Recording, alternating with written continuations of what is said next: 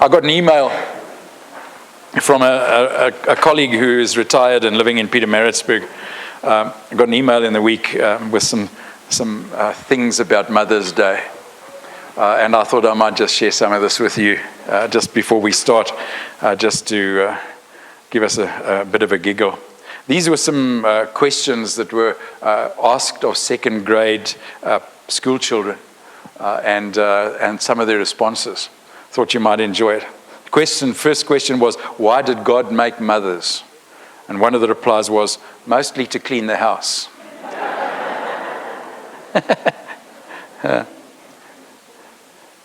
What ingredients are mothers made of? God makes mothers out of clouds and angel hair and everything nice in the world with a little bit of meanness. Why did God give you your mother and not some other mother? God knew she likes me more than other people's mothers like me. What kind of little girl was your mother? I don't know because I wasn't there, but my guess would be that she was pretty bossy. Why did your mom marry your dad? My dad makes the best spaghetti in the world and my mom eats a lot.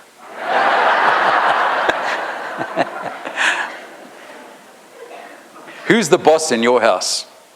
I guess my mom, but only because she has a lot more to do than dad. Ooh, that hurt.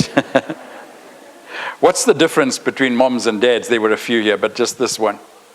Moms have magic. They make you feel better without medicine. Oh. What does your mom do in her spare time? My mom doesn't have spare time. What else would it take to make your mom perfect? Well, on the inside, she's already perfect. Outside, I think some kind of plastic surgery.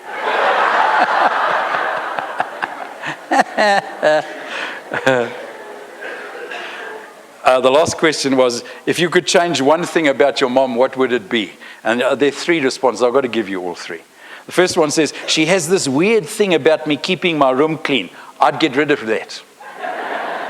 Second one says, what would it take? What would it take to change your mom if you could change one thing? This one says, I'd make my mom smarter. Then she would know it was my sister who did it and not me. And the last one says, I would like for her to get rid of those invisible eyes in the back of her head.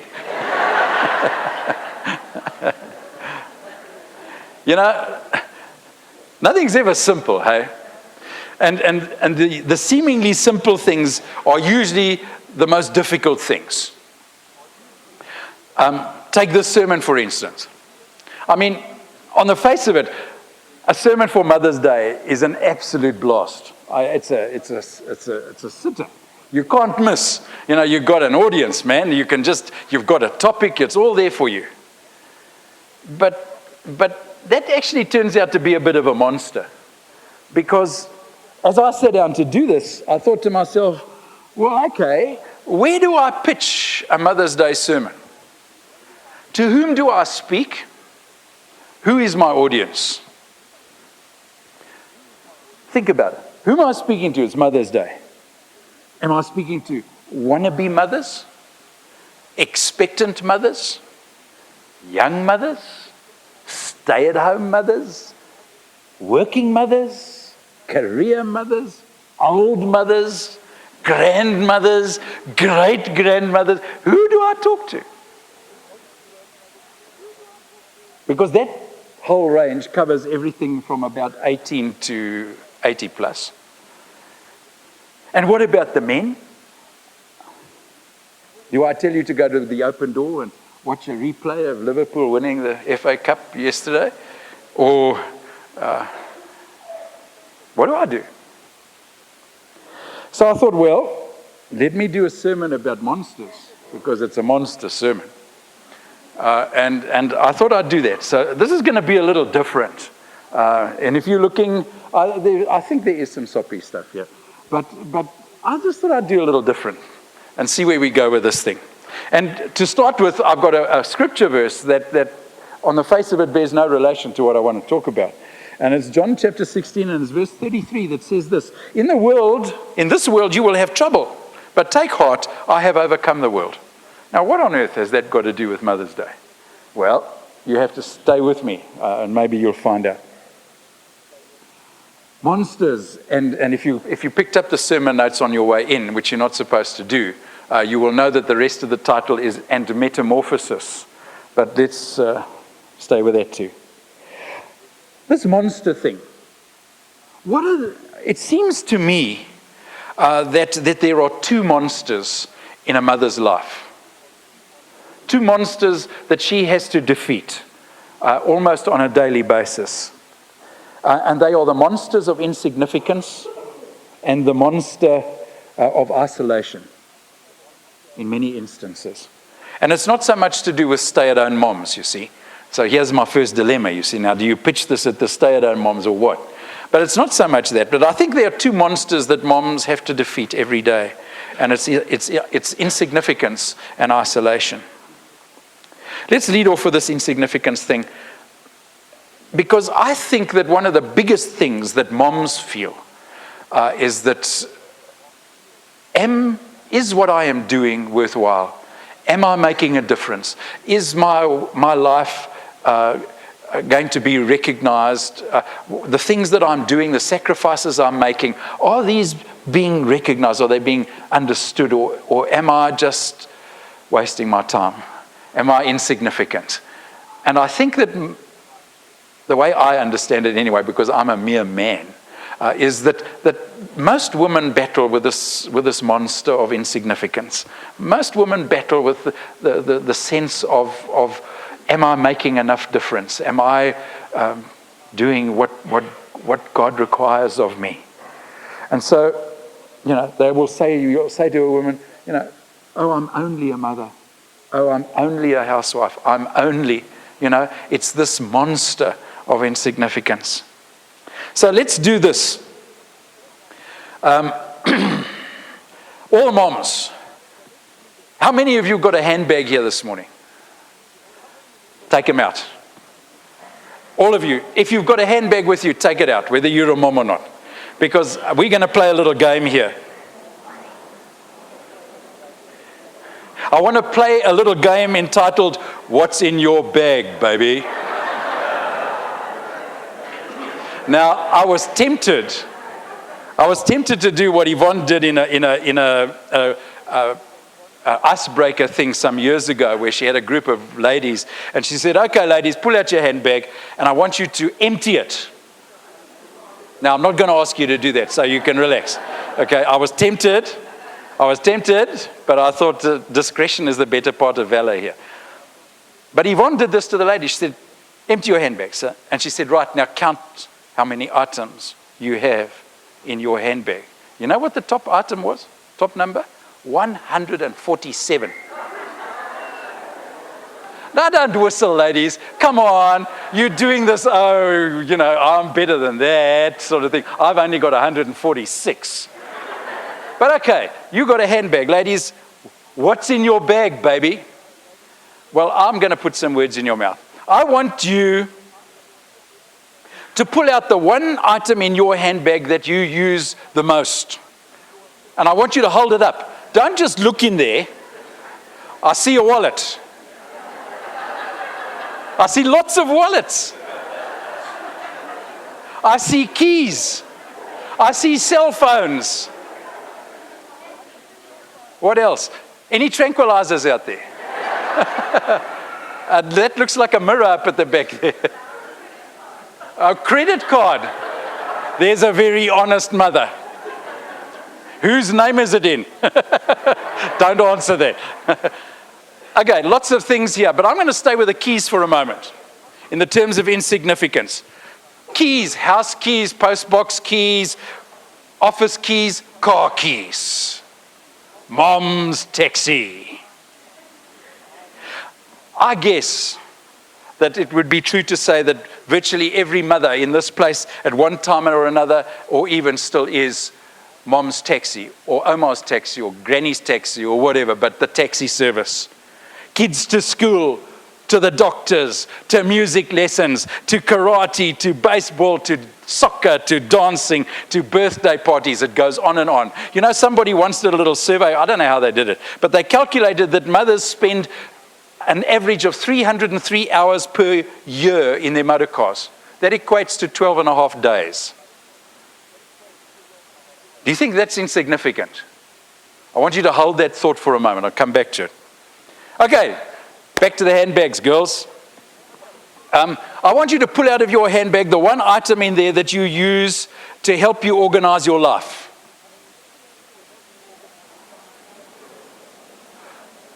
Come on, let's see it. There's a diary, a notebook, a cell phone, spectacles, a pen. Have we got any palm tops? Have we got any of this modern technology there? Electronic diaries. Our cell phones seem to do that these days, I think. Now, this is a question for the men, you see, because I've got to make this all inclusive. Otherwise, I'm in trouble here. Okay, guys, dads especially, raise your hand if you know the time and the place and the location of the ballet classes and the art classes and the team events and the practices. If you know when, where, how, and why, put your hand up. 3, 4, 3, and an afterthought. Okay, here's one for the moms. If you know the answer to that question, put up your hand. I rest my case. Now, to the men and the kids again, dads and kids, raise your hand if you know the date of your parents' birthdays and wedding anniversary dates. That's better. That's better. Now, to the moms, do you know the dates of your in-laws' birthdays and anniversaries? Put your hand up. I rest my case. It's the moms, they're winners everywhere you look. Everywhere you look. Now, one last one. I'll give you 10 seconds to hold up some kind of tissue.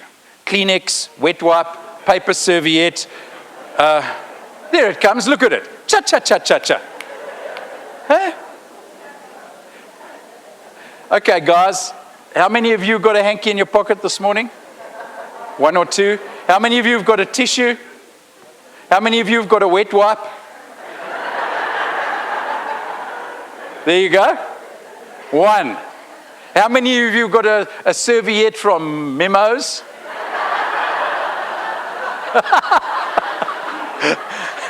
Charlie, I'm happy about that. Now, you know what? And let's get serious for a moment. It's in moments like this that the monster of insignificance begins to whisper in your ears. Is this all that your life is about? Is this all you're good for? Is this all you're good for? Just to cart the kids all around town? Are you only just good for keeping a diary and keeping the family in touch with birthdays and things? Or is that all you're good for is to just hand out hankies and wiping snotty noses and spitting chewing gum into tissues? They don't do that these days. They stick it under the seat. Is that all good? Is that all you're good for? And I tell you what, we laugh, but I wonder how true that statement is, or how true that question is. Girls, ladies, moms, grannies, great grannies, have you ever managed to convince yourself that you're actually not really making a difference? You're just a housekeeper, or you're just the taxi, or what? Because I want you to know that God sees you differently than this. I want you to know that when God sees a mother, and I would want to just say a woman, because that makes sense for me. I think that when God looks at his creation in the female form, he sees the shaper of a human being. He doesn't see an insignificant taxi service. When God looks at a woman, he sees someone who will instill character into the life of her children and her family. When God looks at a woman, he sees the molder of dreams. And he looks at the creation that his hands have made. And he doesn't complain about your insignificance, but he celebrates your glory. Because it's true. Because we men, whether we like it or not, don't have a clue about this. Men don't see. Men don't feel. Men don't understand. And I'm generalizing, and that's dangerous. But nevertheless, generally men don't see and feel and understand the things that a woman do. I have lost count of the number of times my wife has said to me, did you hear, did you feel, did you understand the hurt, the pain, the loneliness, the isolation that person expressed when they spoke to you just now? And I have to say, huh?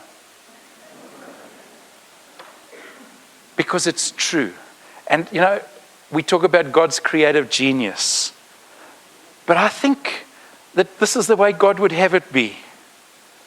Because some of us have to feel these feelings and see these things and understand these things. And some of us have to do other things. And when you put it all together, something magical emerges. And I think I would call that the family. Because the dads do have their place. Relax, guys. Father's Day is next month. But for the moment, girls, God, please understand that when the monster of insignificance whispers in your ears that you're not making a difference, understand that God sees you entirely differently. And God celebrates that you're the shaper of his children, that you're the instiller of character, that you are the molder of dreams. And where would we be without you? The other monster is the monster of isolation. And again, I want to say that I don't think the men understand this. But women have a sense, mothers especially, and I think, somebody in this congregation says that pregnancy is for life. Think about that. Pregnancy is for life, and it's real. But something happens, I think, in a woman's life when she holds her child, her newborn child, in her arms. And she has an empathy and a contact and an instinct for her children that men don't understand. And because of that, because of this instinct to protect, to defend, to nurture, to grow, to be there, to have shoulders to cry on, Kleenex tissues to cry into, and all the rest. Mothers understand isolation because they beat themselves about their heads for the times when they feel they're failing their children and their families. And I hear it over and over and over again, how women will ache for the fact that they feel that they have disappointed their children. They haven't been there for them. They weren't sensitive enough to them. They weren't listening enough to them. They judged them when they shouldn't have judged them. And men will shrug off that sort of thing and say, get a life. But women will withdraw with that feeling. And they will begin to tell themselves that nobody understands, they're alone in this world, and they're beating their heads against the wall of isolation. That they feel so terribly alone when they punish themselves with their so-called failure. Am I making sense? And I don't think that that's true in God's eyes. Because God says, come to me if you're heavy laden and burdened. Come to me and I will be with you. And I think that what that means in the context of mothers and women who feel isolated and alone, God says, don't beat yourself up over this thing. I've got enough grace for you. You'll do better next time. I hear God saying to women who are battling with their sense of aloneness and isolation, and it's not in the context of being a single parent, but it's in the context of being a mother and the husband doesn't understand. And God comes into that environment and says, I've got enough grace for you and you'll do better next time. Please allow me to be part of your life so that I can journey with you through this, so that I can sustain you and lift you up and pick you up, so that I can walk with you through this time. Please do you know that God is with you when you are at your most alone? Girls, ladies, moms, do you know that God is there for you? And He's saying to you, I've got enough grace for you. Don't beat yourself over the head. You'll do better next time. Let's do it together. Can I ask you to hold on to that, please? And in this context, I just want to move quickly to this whole thing of metamorphosis, and just to try and underline or underscore what I've just said. You know, the metamorphosis, or, dare I talk about caterpillars and cocoons and butterflies? And I promise I'm not going to tell that story. I promised Yvonne I wasn't going to do. But I won't. I don't want to do that. But you know what the story is? Caterpillars crawl along the ground and they're forever being trodden on and they're forever being, a picture of a caterpillar is someone who struggles. And then that caterpillar eventually weaves itself into a cocoon and then breaks out of that cocoon into the metamorphosis of a butterfly. And I wonder about caterpillar days, moms. You know what caterpillar days are? Caterpillar days are when relationships go sour and we blame ourselves. Caterpillar days are when we worry about how the kids are doing at school. Caterpillar days are when they bring a ho-ho home with them and they call it a boyfriend.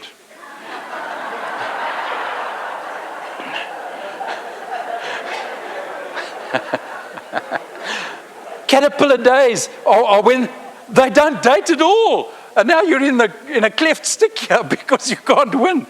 Caterpillar days are when our kids get sick and we do that midnight patrol and we just have that desperate sense of not knowing what to do next. Caterpillar days are when the kids tell you that they don't know what on earth they're going to do with their lives. Caterpillar days are when they keep changing their jobs. But relax, folks, that's the modern tendency, hey? For those of us that come out of the old school, you're supposed to work in the same company for 100 years. Not anymore. So don't worry about it. Don't have a caterpillar day over that. Caterpillar days are when they move away from home. Caterpillar days are when they move to Cape Town and you only see them twice a year. And your granddaughter speaks to you on the phone every now and again and says, hello, Boppy, I love you. That's a caterpillar day because I should be there, not here. Caterpillar days are when our kids move to other countries. Caterpillar days are when our dads lie in hospital and they're sick. Caterpillar days are when moms die and we have to bury them. Caterpillar days. You have them? We all do. Moms especially. But then we have butterfly moments. And the butterfly moments are when the kids spread their wings, break out of the cocoon and soar and begin to do things well in their lives. Butterfly days remind us that miracles are possible and probable. Butterfly days are when our kids do well at school. Butterfly days are when they bring home Prince Charming. Butterfly days are when you hold your grandchild in your arms, or your own child, or your child says, love you, Dad. Love you, Mom. Butterfly days are when your daughter-in-law or your son-in-law says, Mom or Dad, calls you by your name and not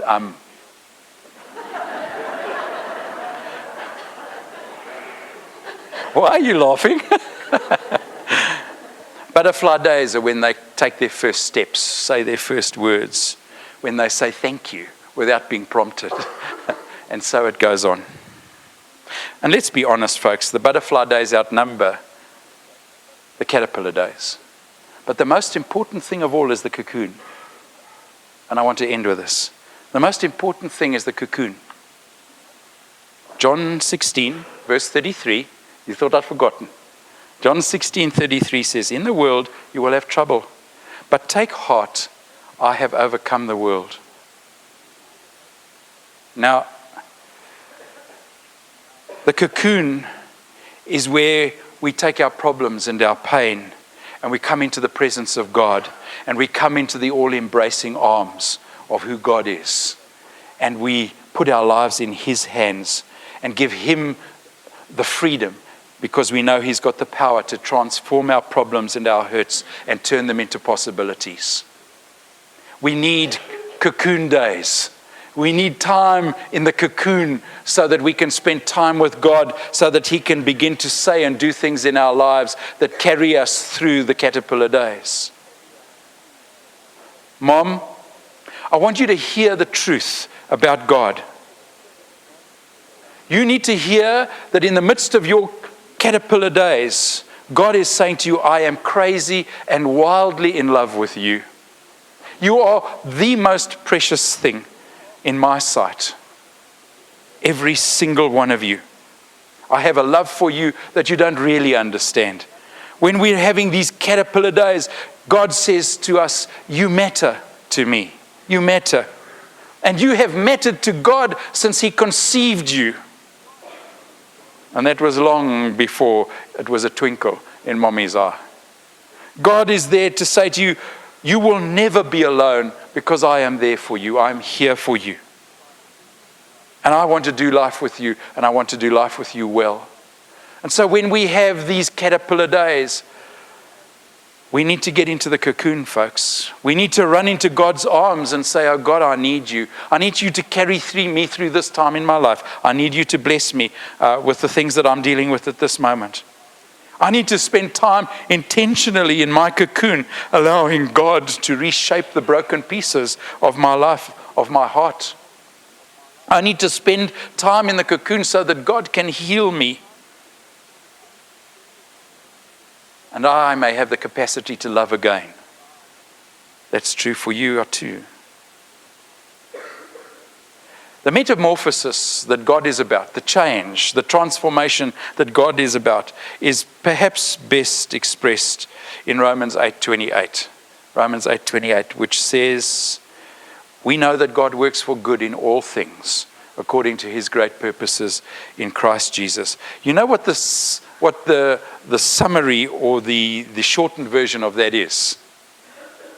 Expect something great.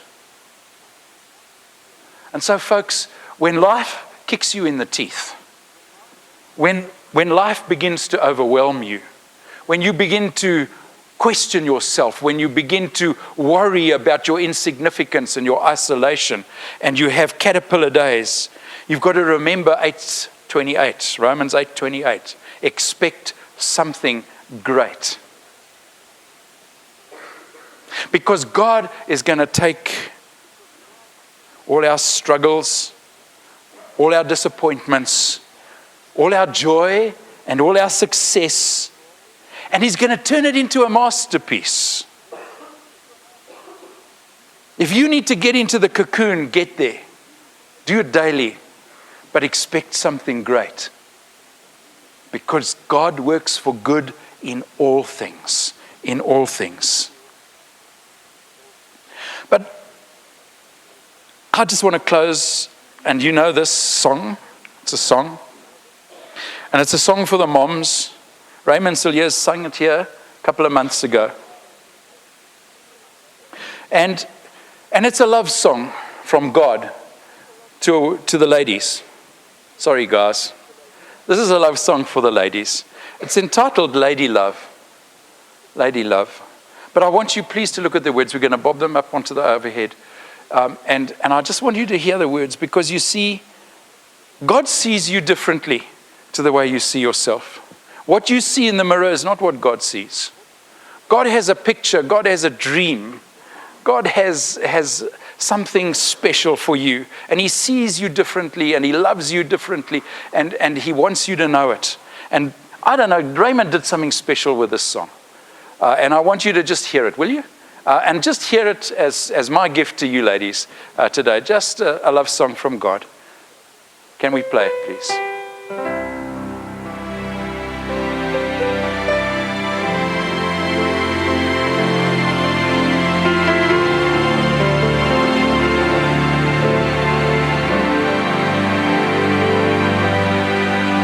look at yourself. Can you see what I see? There's so much more deep inside of you. Look at the stars, arrayed in all its beauty.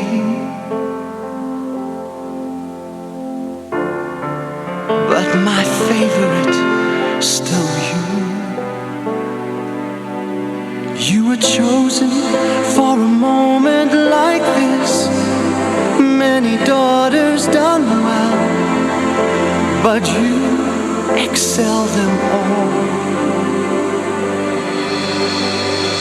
Lady love,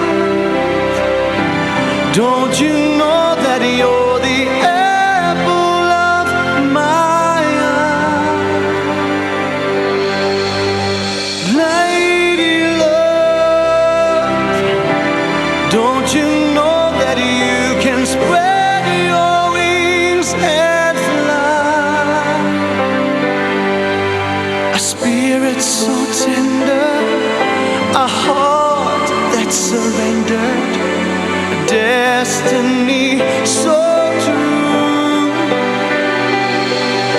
a heart of compassion. Your light, it is shining to the ends of the earth. Elegant lady, it's all inside of you.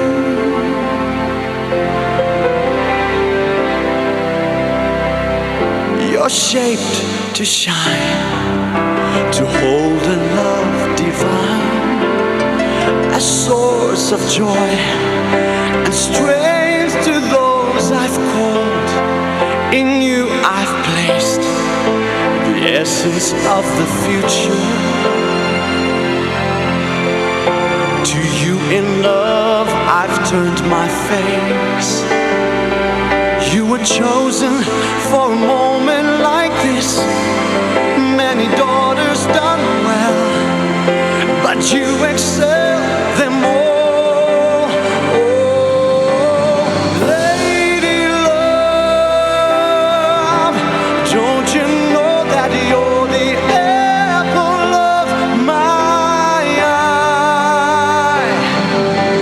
Lady love, don't you know that you can spread your wings and fly? A spirit so tender, a heart that's surrendered, a destiny so true. Heart of compassion, your light, it is shining to the ends of the earth. Elegant lady, it's all inside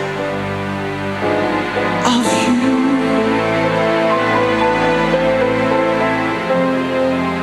Oh yeah, elegant lady, it's all inside of you.